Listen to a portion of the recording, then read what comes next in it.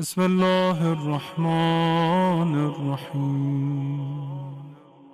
ہمارے ایک مولانا تھے قم میں، تقریباً کوئی 17-18 سال پڑھے۔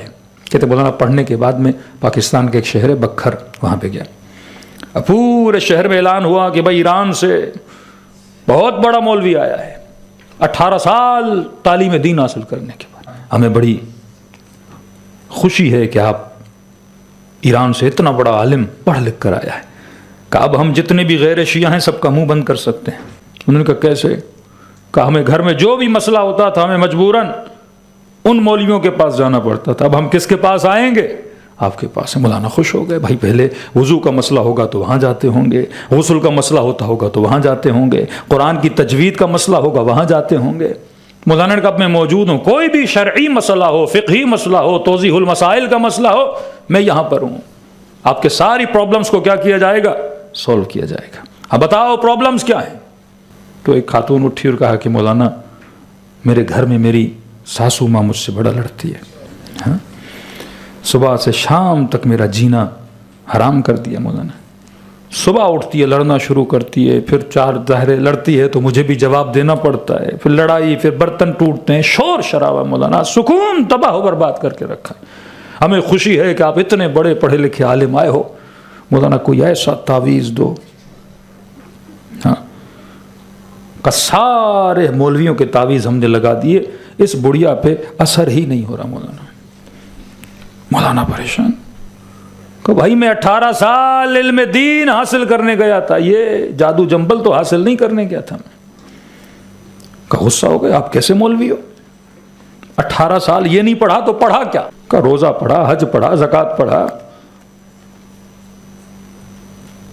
تو کہا کہ نہیں آپ اتنے بڑے مولوی نہیں ہو۔ کہ پھر کوئی آئے، کسی کو محبت کا مسئلہ، کسی کو بغض کا مسئلہ، کوئی کہے میرا شوہر سنا ہے دوسری کرنا چاہتا ہے، کوئی ایسا تعویذ دیں کہ یہ سیدھے راستے پر آ جائے۔ مولانا کہیں ڈیلی یہی مسئلے۔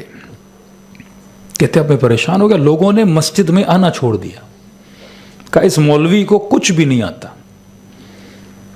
ہمارے گلگت کے ایک مولانا کہتے ہیں کراچی کے شہر میں، جگہ کا نام نہیں لوں گا، کہتے کچھ مومنین دوڑے۔ یہ ہماری قوم کا حال ہے، جب ہم اہل بیت کے ان ترتیب پہ زندگی نہیں گزارتے تو مسائل ہوتے ہیں۔ کہ مولانا دوڑے دوڑے آئے، مولانا غسل دینا ہے، کفن دینا ہے۔ مولانا کہتے ہیں جلدی جلدی تیار ہو، ابھی غسل کفن کس کو دینا ہے، کس کو دینا ہے؟ کب پہنچا تو ذوالجناح امام حسین کا، کہ مولانا اس کو غسل و کفن دینا ہے۔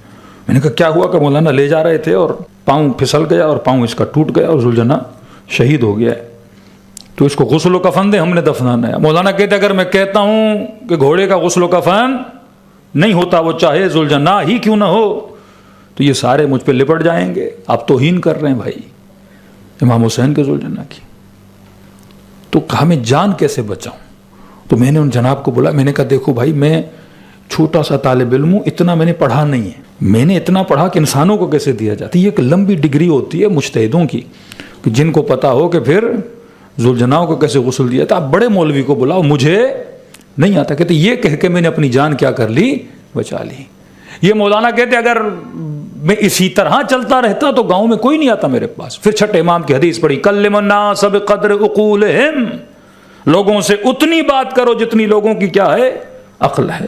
میں نے کہا خاتون آؤ، بس میں چھپا رہا تھا، بتا نہیں رہا تھا، میرے پاس ہے تمہارے لیے کوئی عمل، کہ بس آپ میری ساسو ماں کا اگر منہ بند کر دیں مولانا تو آپ جو کہیں گے یہ پورے گاؤں میں آپ کی تبلیغ کا اثر ہوگا۔ انہوں نے کہا ٹھیک ہے آؤ۔ کہتے کاغذ لیا اور میں نے کاغذ کو بند کیا، میں نے کہا یہ لو۔ کہ مولانا اس کا کیا کرنا ہے؟ پتھر کے نیچے رکھوں، پنکھے سے باندھوں، دریا میں ڈالوں، تیل میں ڈبو کے جلاؤں؟ مولانا کہتے ہیں اس نے پورا PhD کیا ہوا تھا۔ میں نے کہا نہیں، نیا نیا طریقہ ہے، کیونکہ بھائی میں قم سے پڑھ کے آیا ہوں اور 18 سال پڑھ کے آیا ہوں، یہ چھوٹے موٹے لوگوں کے طریقے ہیں، طریقہ نیا اور اثر دیکھنا ایسا ہوگا۔ کہ مولانا کیا کرنا ہے؟ کہ دیکھو صبح ہو، جیسے تمہاری سانس کے ساتھ تمہاری لڑائی شروع ہو جائے تو اس تعویذ کو رکھنا دانتوں کے بیچ میں، جتنا وہ بولے اتنا اسے دبانا، کا اثر دیکھنا۔ مولانا کہتے 3 دن نہیں گزرے، دیکھا صبح صبح چاول کی روٹی، مکھن، لسی، ساگ، کہتے اتنی خدمت نماز پڑھانے پہ کسی نے نہیں کی، اتنی خدمت روزے پڑھانے پہ کسی نے نہیں کی. کہ کس نے بھیجا ہے؟ کہ اس خاتون نے بھیجا ہے. پورے گاؤں میں مشہور ہو گیا اس مولوی کا تعویذ جیسا کسی کا تعویذ نہیں ہے جناب. خاتون کیا ہوا کہ مولانا بس دانت کے نیچے رکھا، جس طرح آپ نے کہا تھا اسی طرح دبایا، ودن 5 to 10 منٹس میری ساس کیا ہو گئی؟ مکمل خاموش ہو گئی. کہ اب 1 ہفتہ گزر گیا، گھر میں کوئی جھگڑا، گھر میں کوئی لڑائی ہے ہی نہیں. اس کا اخلاق بھی میرے ساتھ کیا ہو گیا ہے؟ اچھا ہو گیا ہے. مولانا کا تعویذ ہے. خاتون نے پلو اٹھایا، کہا مولانا 24 گھنٹہ باندھ کے رکھتی ہوں. لڑائی شروع ہوئی اور تعویذ نکالا اور دانتوں کے نیچے دیا اور میں نے دے دنا دن دبانا شروع کر دیا اور وہیں پہ میری سانس کیا ہو جاتی ہے؟ خاموش ہو جاتی ہے. تو مولانا کا ذرا تعویذ کو کھولو. اس خاتون نے کھولا، کیا دیکھا؟ سفید کاغذ ہے. غصہ ہو گئی. مولوی صاحب میرا مذاق اڑا رہے تھے اتنے دن سے، بلینک پیپر کچھ بھی نہیں لکھا اور آپ نے مجھے کہا کہ دباتے جاؤ. کہ یہ چھوڑ دو بلینک پیپر ہے، بتاؤ اثر ہوا کہ نہیں؟ کہ یہی تو میرا کمال ہے، لوگوں کے لکھے ہوئے میں اثر نہیں ہوتا، میں نے بلینک پیپر دیا اور اس میں اتنا اثر پایا جاتا ہے. پھر اسے بٹھایا کہ اللہ کی بندی، یہ اس کاغذ ٹکڑے کا اثر نہیں تھا، یہ امیر المؤمنین کے فرمان کا اثر تھا.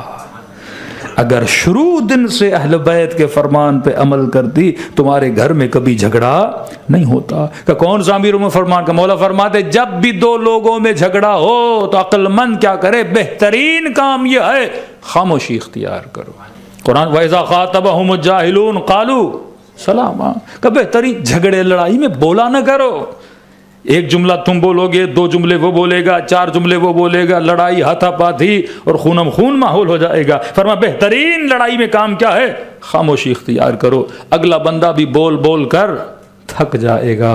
امام حسن کو ایک بندہ آیا، گالیاں دینے لگا، امیر المومنین کی توہین کرنے لگا. صحابی کہتے ہیں ہمیں اتنا غصہ تھا کہ ابھی اس کا سر قلم کر دیں اور امام حسن کے قدموں میں گرا دیں. کہ آگے بڑھنا چاہتے تھے، بڑے سکون سے امام حسن نے فرمایا کیا ہو جاؤ؟ خاموش ہو جاؤ. اسے بولنے دو، اسے بولنے دو. اس کے اندر کی جو بھڑاس ہے، جو آگ ہے، جو کینہ ہے، اسے نکال. کتنا بولے گا انسان؟ کہتے 2 گھنٹہ بول بول کے تھک گیا، یہاں تک اس کے منہ کا پانی خشک ہو گیا. جب تھک گیا تو امام حسن نے کہا اے میرے برادر مسلم، لگتا ہے تجھے پیاس لگی ہے. اور امام نے ایک گلاس پانی کا پلایا کہ اور بھی بولنا ہے تو حسن کو بول دے، جو کچھ تیرے دل میں ہے خالی کر دے. جب اس نے سب خالی کر دیا پھر امام نے فرمایا لگتا ہے مسافر ہو، اگر رہنے کے لیے جگہ چاہیے میں تجھے گھر دینے کے لیے تیار ہوں. اگر پیسوں کی ضرورت ہے سفر میں، پیسے دینے کے لیے تیار ہوں. اگر سواری تیرے پاس نہیں ہے، سواری دینے کے لیے تیار ہوں. کہنے لگا حسن ابن علی میں 2.5 گھنٹے سے گالیاں دے رہا ہوں اور آپ مجھ سے خوش اخلاقی سے پیش آ رہے ہیں. امام نے فرمایا جو تو کر رہا ہے وہ تو تیرا کردار ہے، جو میں کر رہا ہوں یہ میرے بابا علی کا سکھایا ہوا کردار ہے.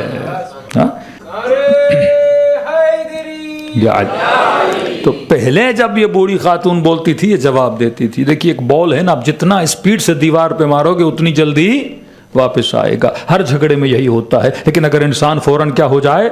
خاموش ہو جائے تو جھگڑا وہیں کیا ہو جاتا ہے؟ خاموش ہو جاتا ہے. یہ وہ ٹیکنکس آف اہل البیت تھیں، یہ وہ فرمائشات اہل بیت علیہ الصلوۃ والسلام تھی جو تولا اور تبرہ کو سمجھنے کے بعد انسان کی زندگی میں آتے ہیں. تو دین کا مطلب صرف نماز اور روزہ نہیں ہے. معصوم نے پوچھا مولا گھر میں جھگڑے ہیں، شوہر کو کیسا ہونا چاہیے، بیوی کو کیسا ہونا چاہیے؟ معصومین نے مثالیں دیں. امام فرمایا مومن یہ بتا جب بارش ہوتی ہے تو کیا چپلوں کے ساتھ گھر جاتے ہو؟ کہ نہیں مولا میں چپلوں کو باہر رکھتا ہوں، چپل اتار کے گھر کے اندر جاتا ہوں. کہ مرد کو اس طرح ہونا چاہیے. جب رات کو گھر جاؤ، آفس کا کام، بزنس کے لاکھ مسائل، گاڑی کا ایکسیڈنٹ ہوا، لاکھ لوگوں سے جھگڑا ہوا، فرمائے سارے کچڑے کو اس چپل کی طرح گھر کے باہر رکھ کر اپنے مائنڈ کو کلین کر کے اور صاف کر کے گھر کے اندر جایا کرو. اس طرح شوہر کو ہونا چاہیے. یہ نہیں کہ باہر کا غصہ بچوں پہ اتارنے لگے، باہر کا غصہ بیوی پہ اتارنے لگے، بزنس کی ٹینشن اولاد پہ اتارنے لگے تو گھر کا ماحول کیا ہو جائے گا؟ خراب ہو جائے گا. کہ مولا بیوی کو کیسا ہونا چاہیے؟ معصوم نے فرمایا کھلے ہوئے گلاب کے پھول کی طرح ہونا چاہیے. کہ جب تھکا ٹوٹا مرد گھر میں آئے تو بیوی کو کھلے ہوئے پھول کی طرح اس کا استقبال کرنا چاہیے. تو ہمارے گھر کیا بن جائیں گے؟ باغ و بہشت بن جائیں گے، جنت بن جائیں گے. اگر انسان اسی طرح اہل بیت کی تعلیمات کو اپنی زندگی میں نازل کرتا ہے تو یہی ہے ربنا آتنا فی الدنیا حسنہ وفی الآخرۃ حسنہ. صلوات پڑھے محمد وعلی محمد.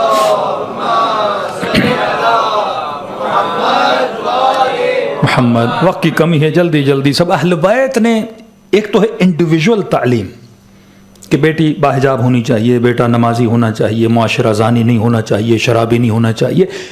بٹ اہل بیت نے کوئی سسٹم دیا کہ نہیں دیا؟ آپ چھٹے امام سے لے کے آگے آن ورڈ آگے جائیں گے تو اہل بیت کا سسٹم آپ کو سمجھ میں آئے گا، اہل بیت کا نیٹ ورک آپ کو سمجھ میں آئے گا کہ یہ مقام تعجب ہے کہ کربلا میں کتنے امام حسین بلا رہے ہیں حل من ناصر، لیکن 72 سے زیادہ لوگ نہیں ہیں. اور وہیں پہ پھر 5ویں امام کا زمانہ آتا ہے 10,000 شاگرد، 20,000 شاگرد. وہیں چھٹے امام کا زمانہ آتا ہے شہر رے پورا شیعہ، قم پورا شیعہ، کاشان پورا شیعہ، بحرین پورا شیعہ، اہواز پورا شیعہ. ہاؤ از اٹ پاسبل کہ معصومین نے ان علاقوں میں ٹریول بھی نہیں کیا؟ ظلم اتنا، جور اتنا، جبر اتنا، کس طرح سے سارے علاقے شیعہ بن گئے؟ کچھ تو کر رہے تھے نا آپ کے معصومین جو شاید ہمیں نظر نہیں آ رہا. بحرین کا مومن امام کے پاس اس زمانے کے 7 لاکھ درہم لے کر آتا ہے خمس، چھٹے امام کی خدمت میں. پہلے خط لکھتا ہے مولا اتنا خمس ہے کیا کریں؟ فرماتے سارا لاؤ. پھر جب لاتا ہے امام اسے واپس دیتے ہیں کہ اسے واپس لے جا اور بحرین کے شیعوں پہ کیا کر؟ خرچ کر جا کے. ہر جگہ امام نے آرگنائزیشن آف لا بنائی امام نے آپ کے. اتنے لائرز امام نے بنا دیے، وکلاء امام نے بنا دیے جگہ جگہ. امام رضا کو غریب الغربا کیوں بولا جاتا ہے؟ کیونکہ 7ویں امام کے اتنے وکلاء تھے، اتنا پیسہ ان کے پاس تھا کہ امام رضا کو امام ماننے کے لیے تیار نہیں تھے. تبھی کسی امام کا لقب غریب الغربا نہیں ہے. دوسرے امام کے پاس اولاد نہیں تھی تو کہتے تھے امام کیسا جس کے پاس اولاد نہیں ہے، اور عجیب غریب امام پہ الزامات لگایا کرتے تھے. لیکن ایسا ٹائم کہ اس قدر اگر کوئی بندہ غریب ہوتا تھا اور ہارون کی دربار میں جاتا تھا، مثلا ہارون اس کی 20 درہم مدد کرتا تھا، اور وہی بندہ امام موسیٰ کاظم کے پاس آتا تھا، امام موسیٰ کاظم اس کی 40 درہم مدد کیا کرتے تھے، دگنا دیتے تھے. حکومت سے زیادہ امام کیا ہو چکے تھے؟ پاورفل ہو چکے تھے. کیا کیا امام نے؟ وہ سسٹم اہل بیت علیہ الصلوۃ والسلام نے بنایا جسے سسٹم آف ولایت کہتے ہیں. بہت ہی مختصر کر کے آپ کی خدمت بیان کر رہا ہوں کیونکہ عشرے کا ٹاپک ہے. سورہ بقرہ اقیموا الصلاۃ وآتوا الزکاۃ وارکعوا مع الراکعین. نماز قائم کر، زکوٰۃ ادا کر، اور رکوع کرنے والوں کے ساتھ رکوع میں چلا جائے. ہر مسلمان کو حکم ہے. اب سوال ہے میں کس رکوع کرنے والے کے ساتھ رکوع میں جاؤں؟ ہر رکوع کرنے والا. آگے آئے ولایت میں فرما انما ولیکم اللہ والرسول والذین آمنوا الذین یقیمون الصلاۃ ویؤتون الزکاۃ. وہاں حکم ہے اقیموا الصلاۃ وآتوا الزکاۃ. کون ہے نماز قائم کرنے والے؟ کا یقیمون الصلاۃ امیر المومنین. کون ہے ایتاء الزکاۃ ویؤتون الزکاۃ امیر المومنین. کون ہے رکوع کرنے والے جن کے ساتھ میں رکوع میں جاؤں؟ فرمایا وہم راکعون علی ابن ابی طالب. ہر امت کے فرد کو حکم تھا کہ یہ تیسری ولایت میں آ جاؤ. تیسرا ولی وہ ہے جو زکوٰۃ بھی دیتا ہے، نماز کو قائم بھی کرتا ہے، رکوع میں بھی جاتا ہے. اب کسی نے امیر المومنین سے پوچھا مولا یہ 12 قرآن میں ہے اقیموا الصلاۃ اقیموا الصلاۃ اقیموا الصلاۃ، یہ نہیں ہے نماز پڑھو، بار بار ہے کہ نماز کو قائم کرو، نماز کو قائم کرو. مولا یہ کیا ہے قیام الصلاۃ؟ مولا فرماتے ہیں انا الصلاۃ، میں علی وہ نماز ہوں جس کا حکم ہے اسے کیا کرو؟ قائم کرو. نہ یہ 2 رکعت والی نماز، نہ یہ 4 رکعت والی نماز، یہ پڑھی جاتی ہے.